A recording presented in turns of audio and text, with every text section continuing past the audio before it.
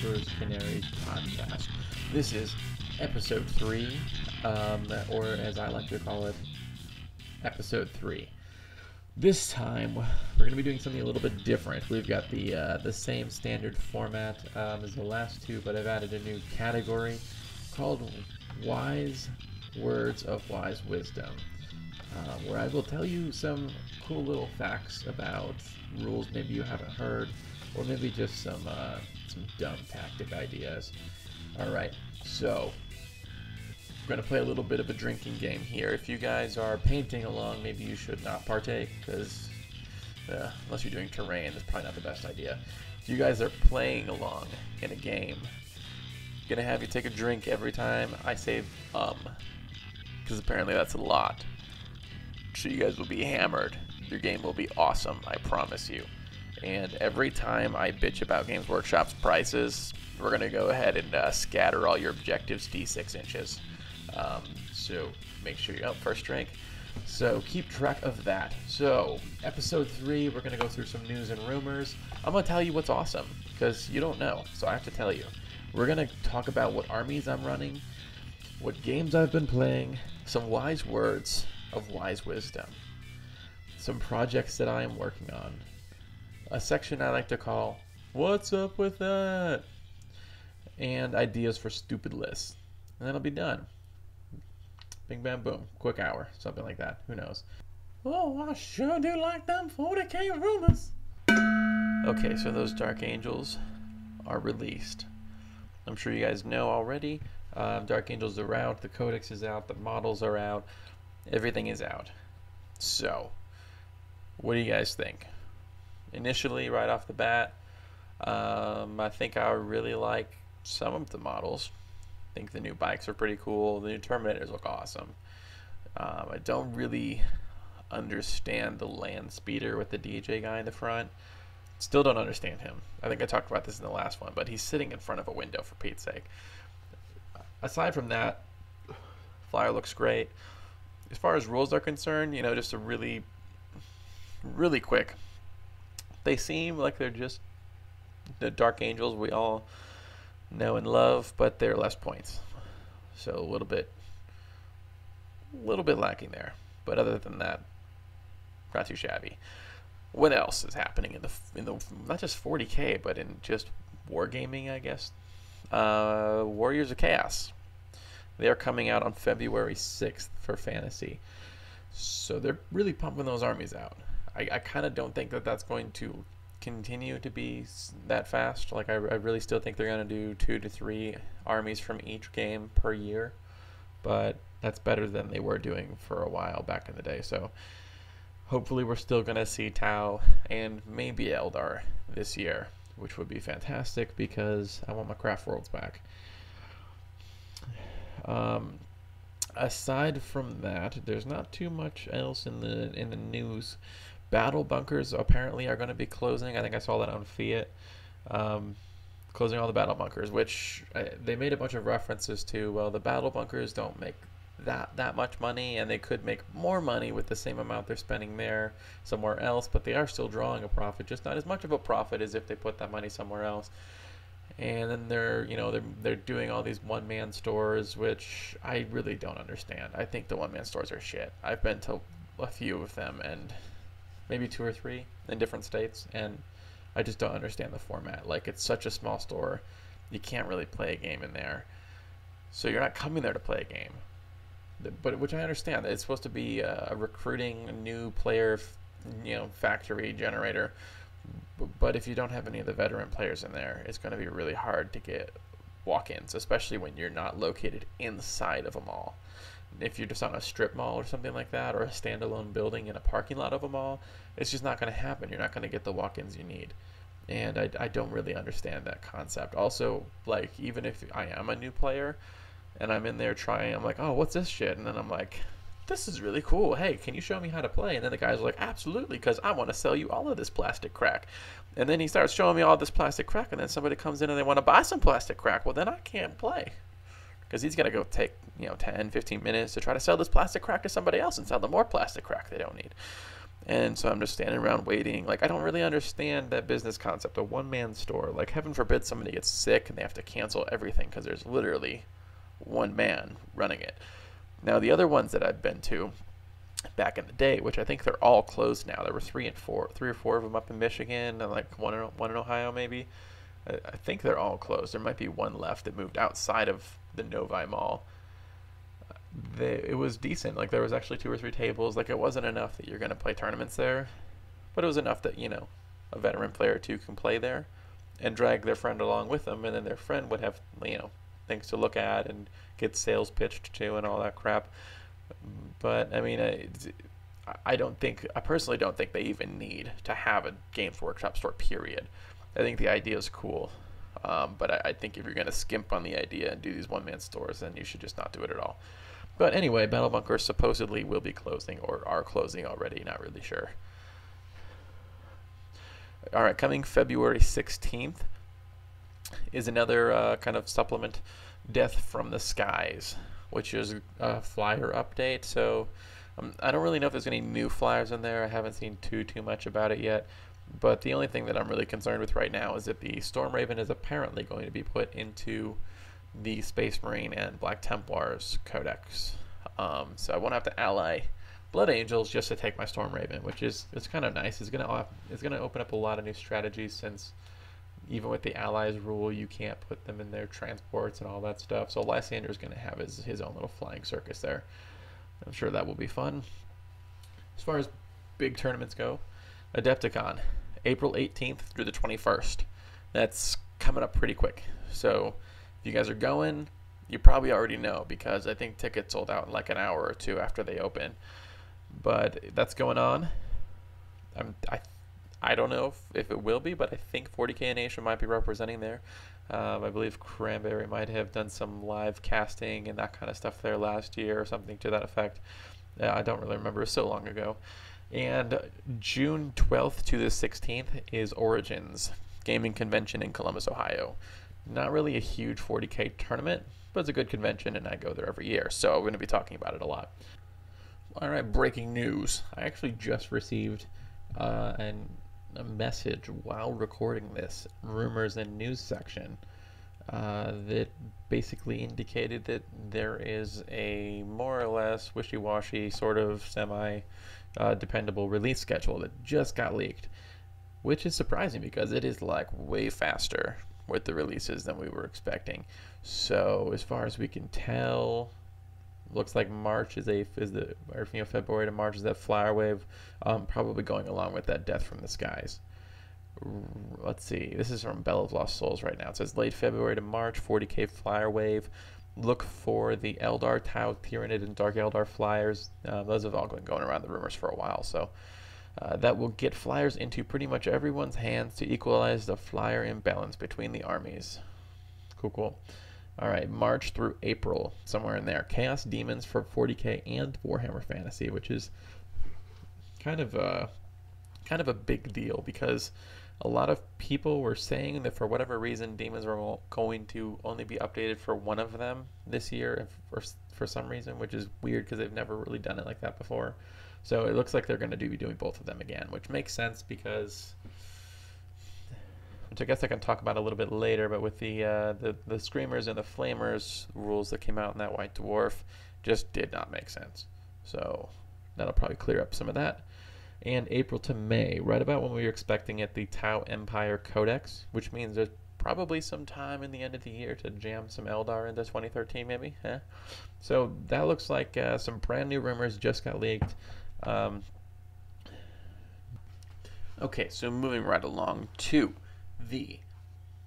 what is awesome, because I need to tell you guys need to know, because if you don't know, then how will you know?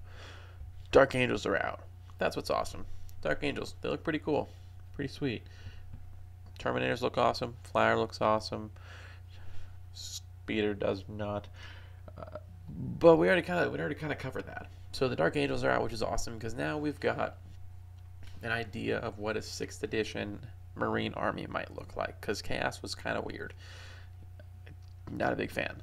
So Dark Angel is just really showing us that things are going to be less expensive. We can see which upgrades are going to be less expensive, which units are going to be less expensive, all of that kind of stuff, and lots of weird new rules that haven't existed before. So Dark Angel's being out, hey, that's awesome. Every time a new army comes out, especially if it's not Grey Knight's broken, when Grey Knights came out, it's awesome, because now when you go to a tournament, you're more likely to see a variety of armies. You're more likely to play against something other than like one of three armies, which is nice. That's awesome. What else is awesome? There's some new games out there. I kind of mentioned some, talked about some of these last episode, but there is Beyond the Gates of Antares. I don't recall if I had talked about that one in the previous episode. And the game Dark Potential from Mini Wargaming. Dark Potential has actually really recently been released, so they've done it. Congratulations! As they said, the rules will always be free for download. They may make a purchasable rulebook also, but they said that there will always be a free downloadable PDF of the rules, which there is. It's beta rules right now, but whatever. And they've got like 1 or 2 battle reports up for it, so you can check that out. I will try to remember to put links below. They also have some of their models for sale, actually, which is what we've all kind of been waiting for, so we can get some of them and paint them up. I haven't decided what army to play yet, but I will be getting some. I'm not sure if I'm going to play the game because I haven't really delved into the rules yet. I've just seen all of their, mishmash videos about, honing the rules and changing the rules, and I don't know what they ended up with. So if the rules are good, I'll play. Otherwise, I'll just buy a few and paint them, but we'll find out. So that's awesome. Dark Potential is out, models available, rulebook for download, like a boss. So what is this Beyond the Gates of Antares? Well, it is made by, what's his name? Rick Presley, I believe. Who's the guy who made the game mechanics for 40K, Fantasy, I think Lord of the Rings, and like a bunch of other games. So he's really he's the reason 40K is what it is now, except he, made the original rule sets way back in the day and the mechanics and everything. So this is all him and like another guy from the looks of it. They've actually, they're going all out. They've got an actual graphic designer from the looks of it. Otherwise, if they don't, then one of them is really good. They're actually putting out high quality graphics, 3D renderings. They have green sculpts of models already. They look great. Everything they're doing is very professional looking, even though they're starting from scratch. Looks like they've invested a pretty hefty amount of their own money to get it, to the point where they can start doing the same kind of thing that Mini Wargaming did to fund Dark Potential, which is crowdfunding, stuff like Kickstarter and Indiegogo. So Beyond the Gates of Antares is, while they've already got some models, not for sale yet, but they've actually got some sculpted and that they can show you and all this kind of stuff. They have some just short videos showing you what the game mechanics are like, because they already have a majority of the rules done from the looks of it. So they're doing this Kickstarter. And this is what worries me a little bit. They're doing this Kickstarter campaign, and I think they did a 60-day campaign, and they're asking for £300,000, which, in case you were wondering, is in fact a fuck ton of money. That's $450,000-ish, around there. That's a lot of money to just get from free internet money. It's definitely, I think it's possible, but I don't know if Wargaming's that big yet. Mini Wargaming did what, like 60, 80,000 or something like that, and they were hoping to get like 10 or 20. So there's more out there than some people realized, but at the same time, to make one model from start to finish, I think they said was somewhere around 10 grand, especially by the time you get done with the molding process and some concept art and all that stuff. So $450,000. Yeah, that's really is what they would need to get to just make the game straight out. But they're halfway through, and they've only got 97,000 pounds, which sounds ridiculous to say that they only have $150,000 for free. Granted, they have all these cool little perks, so depending on what level of whatever you donate, you get different stuff in return. So some of that money is going back to the perks, which is nice though, because they've got some really cool stuff like if you pledge enough, they like you get obviously you get like models and special edition rule books and that kind of stuff when they come out. But there were some other ones that came with, yeah, like if you pledge, like it's basically £5,000, then you get 50 superior painted miniatures by their whatever painting golem painting that they're using.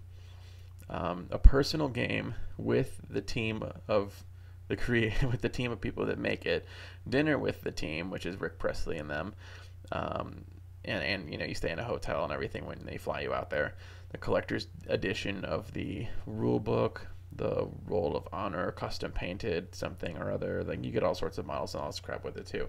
But yeah, you get like dinner, hotel, and play a game with the people who made the game. So like obviously that's like the most ridiculous one, but there's plenty of other really cool perks like that built in here. So yeah, a lot of the money's going to that, but they have so much cool concept art and such great graphics already. And the only thing I'm worried about is it says that this project will only be funded if at least £300,000 is pledged by Thursday, February 28th. Which is like, do they think they can't do anything with £280,000? Like, why is that the case? But anyway, regardless, it's not looking good. I mean, they're a third of the way there, but they're halfway through their time. So it's definitely possible. They've got almost 1,000 people that have pledged money already, but they got to ramp this up. I saw them advertising in Bell of Lost Souls. Their Facebook page is super active, but they got to do more. And I don't got a ton of money, but I'm going to give them a little bit. Drop them maybe 10 or 20 bucks or something like that. If we can get a bunch of people doing this, we're going to get really cool games. And it's not like you're getting nothing for it. A lot of these things you actually get more than you would normally get anyway from a company like Games Workshop, for that much money. So it's really nice because you can get a cool model, you can help support an up-and-coming company, and not only that, if it works and it happens and it's successful, now you have another game to play, another sweet game to play, which not only is awesome because you have another cool game to play, but it's also awesome because it kind of twists the knife in Games Workshop back a little bit and maybe makes them think about their pricing scheme. So everyone out there playing a game of 40K, go ahead and scatter those objectives. So that's what I think is awesome about the gates, beyond the gates of Antares. What else is awesome? The Dork Lords Game Club. They're sweet. They're located up in Canada, and they just decided they want to join 40K Nation, went full force. They were already super organized. They were a club already, and they're super organized. They're doing battle reports already, all this kind of stuff. They're like, geez, I think a bunch of them are coming down to Skari's tournament. So Dork Lords, you guys are awesome. Skari, you're awesome. Your podcast is awesome, and you're awesome. He's holding a tournament, I believe, this February, this coming month. I don't know. It might be next week in January. I have no idea. I just know that he's holding a tournament. It's already full of like 24, 26 players. So hope that goes well. Congrats to Skari again. His podcast is on the honorable mentions on Bell of Lost Souls podcast. Their list that they put up every week. And what else is awesome? There's a lot of awesome stuff this time, in case you're wondering. There is a lot of awesome. Adepticon 40K friendly. So I was reading some stuff about Adepticon, and I found this interview with the guy running the 40K friendly tournament, which sounds so cool. Not only is it just like friendly, and they actually, like, if you're playing a completely obviously dick list, they say no, you can't bring that list, which is nice because I don't like, if you're playing in the quote friendly tournament, then you're really just there to have fun. And if you're there being a dick, then there's no reason to not say, hey, you can't bring that list. So it sounds really awesome. It sounds so cool. They're going to have really bizarre missions from the sounds of it, weird things. They say, hey, bring this weird themed list you've always wanted to play that isn't really tournament worthy. And it has a theme every year. And this year the theme is One Louder, apparently intentionally referencing the movie This Is Spinal Tap, where his guitar amp goes to 11 instead of 10. So I think it'd be really cool to bring 11 chaplains to that tournament, just saying. Not sure how many points it is, but if it's 2K, totally going to bring 11 chaplains if I go. So that sounds like fun. I mean, hey, it's meant to be a fun tournament, so it should be fun since you're not playing in the main tournament, getting rolled. So, moving along. What armies am I running? Pretty much same as last episode. I'm still running my Footar pretty heavily, although they're changing, they're mutating, they're evolving. I'm running now, at least as practice to see if it works well. I've been running my Footar with no Wraith Lords and 9 Warwalkers, since I have all 9 Warwalkers now. Now that is a few more points, so I had to drop a unit of Fire Dragons, so I've got like 1 squad of Fire Dragons typically at 1850, the 9 Warwalkers, and everything else I normally have. So Footar list been doing good, and still kind of running the Sternguard list, which pretty much same thing as last time, except different point levels and that, but pretty much still running the Sternguard list with Lysander and all that jazz. So what games have I been playing? I have been playing not nearly as many games as I'd like with school and work and everything, but I I got a pretty good game with Space Marines with my Sternguard list, a smaller point game though, so it was a little bit ridiculous, versus Chaos. And that game was absurd. It was ridiculous. It was probably one of the most fun games I've played in a long time. Long story short, I didn't win. It was mildly close. It was pretty ridiculous and hilarious. Like the power went out halfway through the game, and then we kept playing with candles on the table because it was so much fun. I had a unit of Sternguard with Lysander, and I think it was like 1,000 points. So I didn't have much. But the Chaos guy didn't have too much either. And Lysander died like a chump. I don't think he's ever been so pathetic. He failed the first 3 saves he made. It was like a 2+, 3+, and he failed all of them, just right in a row. It was horrible. And so then I couldn't rely on him to take wounds for the squad. And they got charged after they did kill a lot. They killed a ton. But after they got out of that combat, Lysander just got killed in a challenge by a sergeant, of all things. It was ridiculous. And, well, needless to say, Lysander died like a bitch. So someone had to pick up the slack. Enter Frederick von Liechtenstein. That's right. Empress Canaries has a new named character. Frederick von Liechtenstein. Gosh, the story of Frederick. He's been through so much. Not only did he fly down through the atmosphere in a drop pod with Lysander and his Sternguard friends, smashing into the earth, getting out, watching his friends, roast some whole squad of cultists, and he unloaded his plasma gun into some raptors. They got assaulted. They got shot up by an entire squad of Chaos Marines with a sorcerer. They got charged by the raptors that were left. They waded through that. He's been through a lot. Okay, and then he gets charged by this whole Chaos unit after they're done with these raptors. After getting shot again. Now Lysander dying like a bitch means that Frederick had to drag his body back into that drop pod to get Lysander beamed back up to the ship. Meanwhile, all of his friends just rolled over and died, and he took 8 saves in 1 round, all to himself, last guy left in the squad, and passed them all. Not only that, I think he denied the witch like 3 times. It was ridiculous. Every time he tried casting a power, deny the witch, deny the witch, deny the witch, and Frederick just kept making it. Well, Frederick eventually went down. It was a sad day. But he wasn't dead. He managed to inch his way back to the drop pod, to the teleport Homer, and get beamed back up to the ship. He's still recovering, but his courage inspired the army. And then the other tactical squad I had started denying the witch on everything and started making all their saves.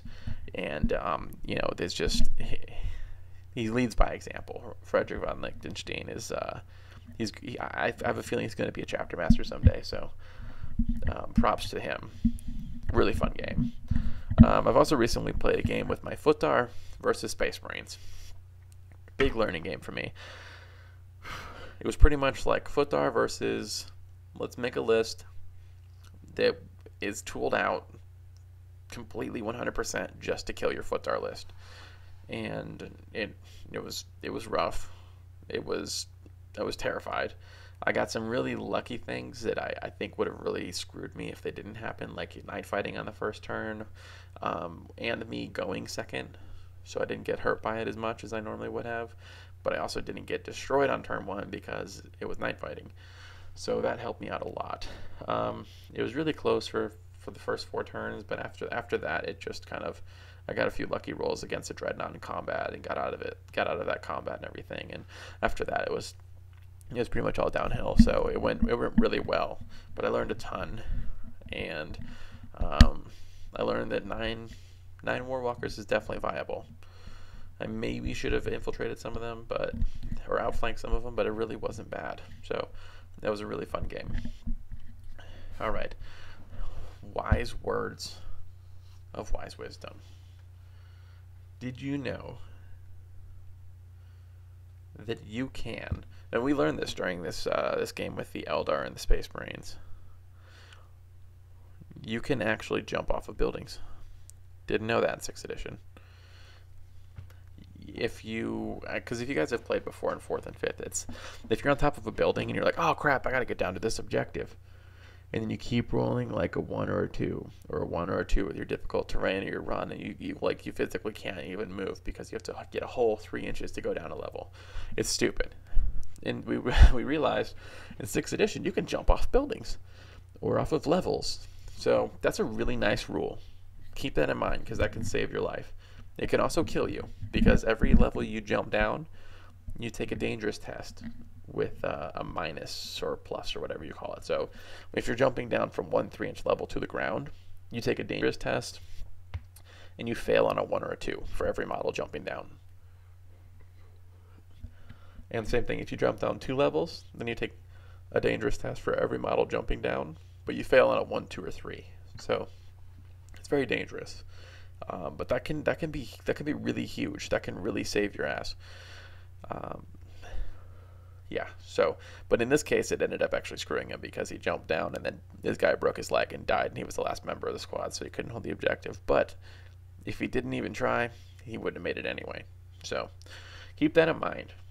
New rule in 6th edition. Another thing I would say here, 6th edition. Obviously, you guys are seeing a lot less melt-a-guns out there, because one, hull points is huge. Hull points changes everything. It makes parking lots a lot less effective. So we're seeing a lot less melt-a-guns because you don't need to outright kill something. That does 2 things. One, makes things like Armor 14 that much better.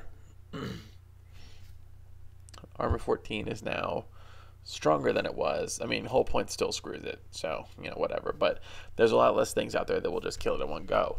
So you can maybe rely on it a little bit more in the beginning of the game, but know that it will be dead by the end of the game.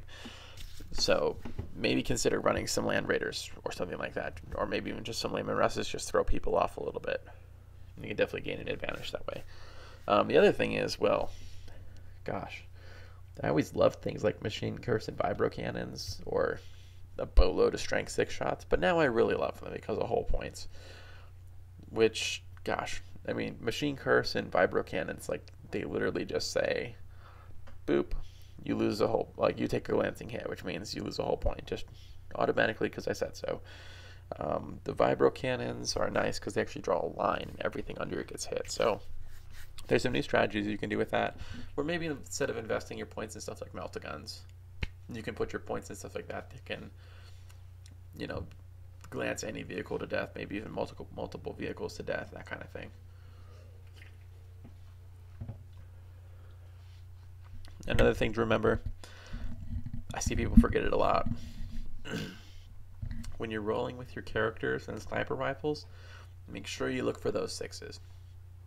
Doesn't seem like much, but every now and again, you might actually get a 6, get a wound, and he'll fail a save or a lookout or whatever, and you can snipe a sergeant with it. So remember your precision shots. If you roll a 6 with a character or a sniper rifle, then you take that one out separately, a 6 to hit, and then you choose which model of theirs you want them to take the wound on, and then you roll to see if it wounds.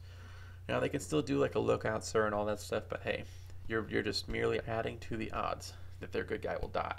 And having them lose that melta gun or that power fist sergeant can really make that unit a lot less useful. So remember your precision shots. Remember your grenades. People forget you can throw grenades now. It's a good last-ditch effort when you're fighting hordes. And lastly, for these wise words of wise wisdom, Dark Angel Terminators. Holy crap. They have split fire. Ridiculous. So if you're playing Dark Angel Terminators, remember the split fire. You've got like a Cyclone missile launcher or an assault cannon on one guy. Just make sure at least one other guy in the squad has a Stormbolter. Just one. And don't put him in the front. So you drop in and then you shoot up like a transport, like a dreadnought or something like that with your Cyclone missile launcher or your assault cannon. Awesome. Now, most likely nobody charged your unit or two of Terminators, so it's your turn. Go towards the enemy you want to kill, and now you can fire your Cyclone missile launcher at a dreadnought or whatever you want. Blow it up, and then fire your Stormbolter at the unit you want to charge, and you can still charge that unit then because you shot at a unit that you're charging. So keep one Stormbolter and your super awesome heavy weapon, and you can kill 2 units every turn with 1 unit. It's ridiculous. I wish Mugen-Ra had split fire. Seriously. Alrighty, moving right along to the projects that I'm working on. I'm obviously still working on Listmaster. Gonna be working on Listmaster for a long time. So, as I have updates, I'll let you guys know, and I'll post links below. But as of yet, no updates. I am still painting my Eldar for Adepticon. Not Adepticon, my gosh. I hope I go to Adepticon. Who knows? I'm painting my army for Origins. And I've got my 9 Warwalkers now, so I've got 8 of them base coated and 3 of them like 3/4 of the way done. So I've got a lot of work to do, but I'm getting there slowly. Alright, what else have I been working on? I am getting ready to convert my Tarnell Codex into 6th edition and then finish it, hopefully. And it's never going to be finished, but you know, I can at least get it to the point where I say, hey, it's got everything I want. And then if I think of something later, I'll add it. But I never actually got everything I want in it, so I'm going to have to go through and do that. Now I've got to redo everything for 6th edition anyway. It's a good time to kind of reevaluate what kind of things they're lacking. I realized a lot of their point costs are like way under now since the Dark Angels came out. I need to drop them down. And lastly, programming. I've been doing so much programming. I took like 2 programming classes last semester, taking 3 more this semester, as long as what was, with some other classes too. But so I'm learning a lot of different languages and doing a lot of programming. And we've been doing a lot of programming for 40K Nation. So as soon as we get some stuff up, I will let you guys know, because we got some really cool things on the way. 40K Nation is going to be the place to be. When you go online, you're getting ready to play a game, you're just bored, you're going to go to 40K Nation because we are making some amazing crap to go on there. And you guys are going to love it. We do it for you. Don't tell me you don't like it, because you like it. I can tell you like it. So I'll let you know when that stuff is up, because it's really going to be sweet. I think we're on the verge of revolutionizing 40K. At least that's my hope. So, time for what's up with that? Alright. Get your scatter dice ready, guys. $75 for a Dark Angel Flyer? You must be shitting me. It's the size of a fucking Storm Talon, and that's overpriced at $50. A Storm Talon is a Land Raider. Not Land Raider, oh my gosh, it's a Land Speeder with extra little dinky wings. Only thing this Dark Angel Flyer is a Land Speeder with bigger dinky wings. How is it worth $75 freaking dollars? That's more than a Storm Raven or a Land Raider used to cost. Absurd. $65 for a Dark Angel's Land Speeder with a little DJ guy sitting in front of a fucking window. You must be joking. You must be. This is like April Fool's, but in January. I do not understand their pricing scheme. A land speeder is what, like $30, and that's overpriced, but now it's worth 65 because you gave it cool new snazzy rules and you made it mildly bigger with a guy in front of a window. I don't understand how that's worth 65 bucks. Just don't get it. 75 for a little flyer. I thought a Storm Raven at 83 was stupid. 75 for that little flyer is a piece of shit. Now that I got that off my chest, let's go into the rest of this.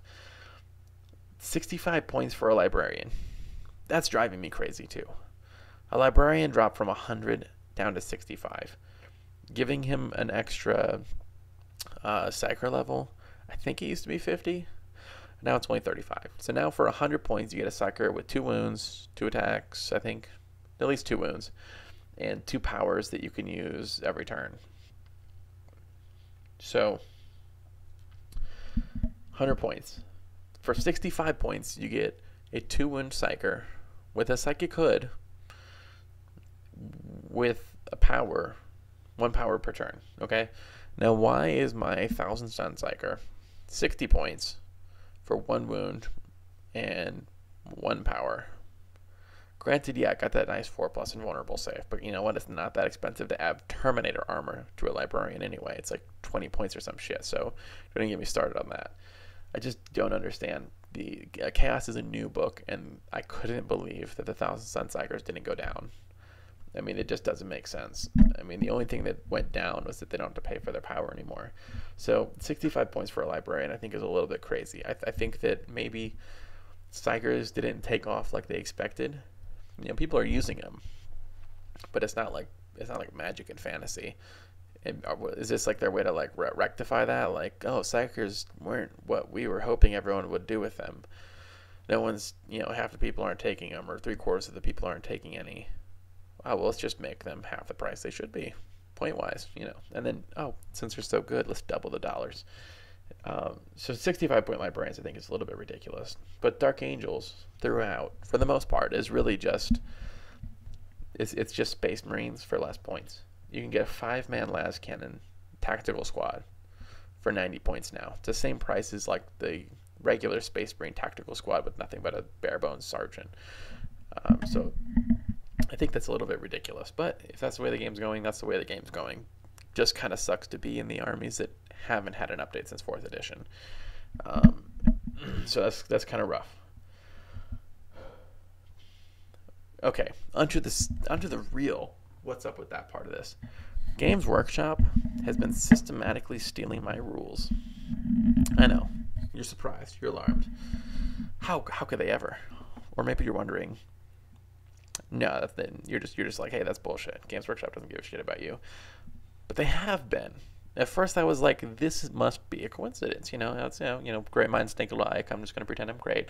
But seriously, they're like systematically stealing my rules, which is fine.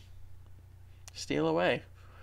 But it'd be nice if you hired me, or gave me props, or like sent me a gift card in the mail or something. You know, buy me a drink first. So, in my Tarnell Codex, in version 2.51 and below, I had a rule for the Gores and the Maulers called Raging. And Raging gave you +2 attacks on the charge, and that's all it did. But I didn't want people, after, it had been there for a while, and I'm sure you can even see it in my things, in one of my videos and in my downloads. Raging +2 attacks on the charge, and that's it. Okay, so I was having problems with people getting confused with rage and this kind of stuff, and I was like, that's just going to create problems.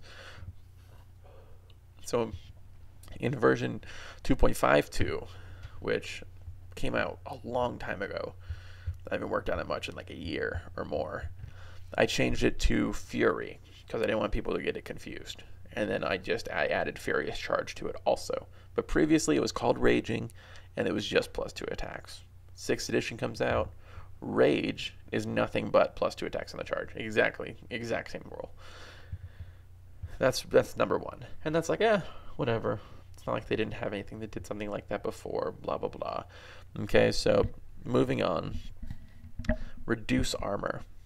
Now, this came out for Games Workshop with the Scarabs. each vehicle and it permanently drops armor values.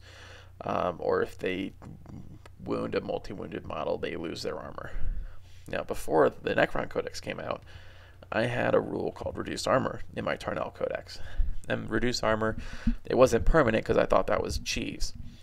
It basically just, when that weapon was shooting at a vehicle, it was 1 or 2 less armor based on what level Reduced Armor it was. So if it was just Reduced Armor 1, which most of them were, it'd be like you're firing at a vehicle with 1 less armor. Now when you're shooting at a model with an armor save, it counted their armor save as 1 less, just for that model shooting, because I thought it was cheap otherwise. Apparently I was wrong. It's not cheap at all. Make it just get rid of it permanently. So that was like, oh yeah, we're just great minds think alike. Just coincidence. Well, then the Dark Angel Codex comes out. Holy shit, they're stealing my rules. There's this thing on one of those $75 flyers called a Rift Cannon. Now, there's also this thing in my codex called a Rift Cannon. And while they're not identical by any stretch of the imagination, they're both a blast weapon. Its primary function is its extra add-on, its extra effects. Like, mine doesn't do any damage. All it does is it causes pinning tests, and it makes a difficult and dangerous spot on the board permanently, but it's a large blast. Theirs is a blast, and it does some damage, but it's like no armor piercing, and then it like makes people take blind tests and all this kind of stuff. Just saying, pretty sure they're stealing my rules. Beyond that, that stupid $65 land speeder with the statues all up on it, that gives off basically what it does is it puts out a field that's 6 inches along, 6 inches from the hull, and any friendly units touching that 6-inch mark, that 6-inch bubble, have stealth.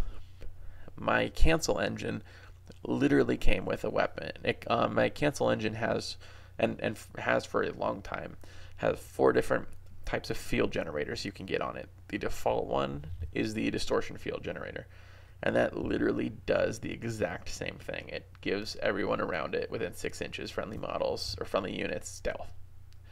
Except I actually went out of my way to specify this works on everything except for turbo boosting bikes, because turbo boosting bikes in 5th edition got a 3-up cover save, and I thought 2-up cover is kind of cheap.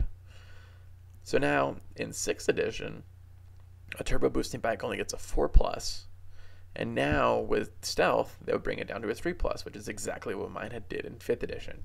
Like, exactly. They'd never had a rule like this to my knowledge, and now they've got like 4 or 5. There's even a 3rd rule in the Dark Angel Codex that they took from that's identical to one of them I had made up. Don't remember what it is right now, but you get the point. Not sure if somehow, by strange coincidences, they've just book after book been using things that I had come up with, or if they're actually straight up just using my rules.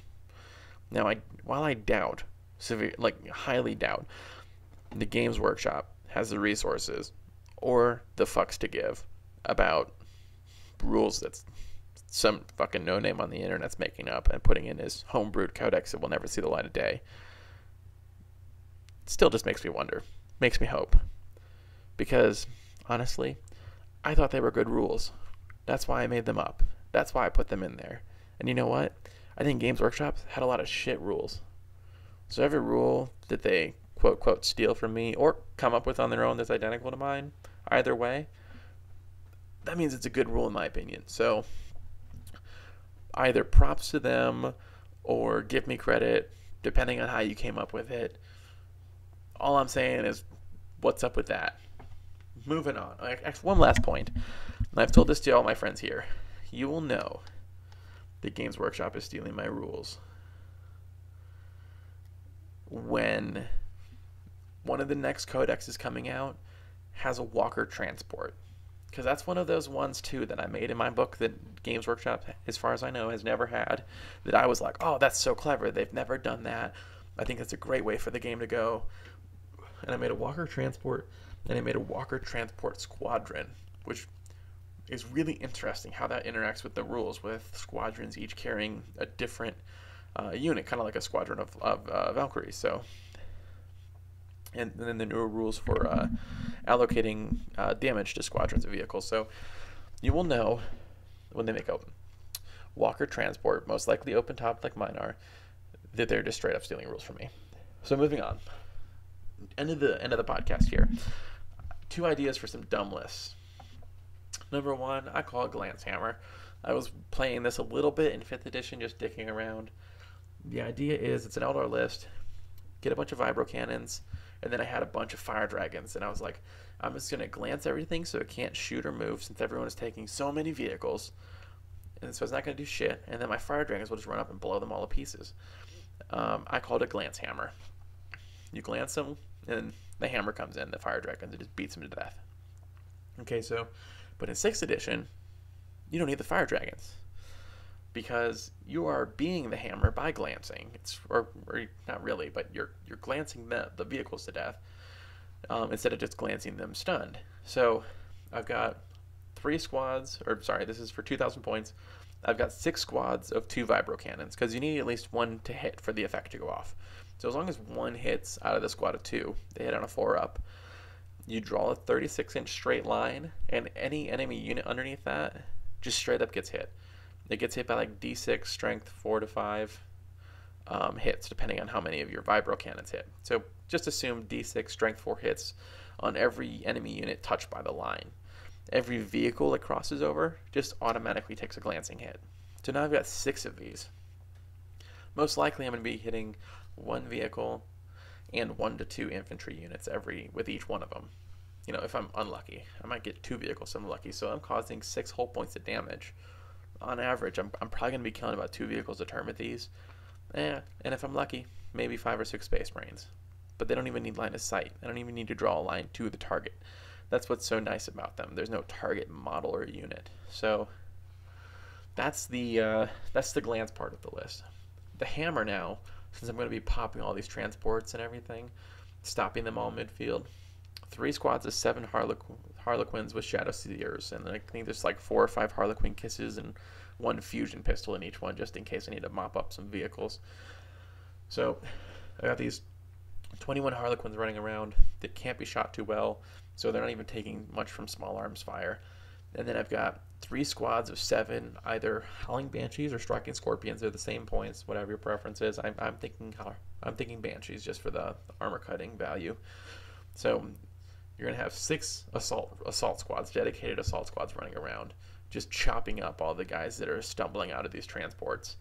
And then you're going to have 4 squads of 7 Dire Avengers, just, directly behind that line, just supporting fire, and holding objectives.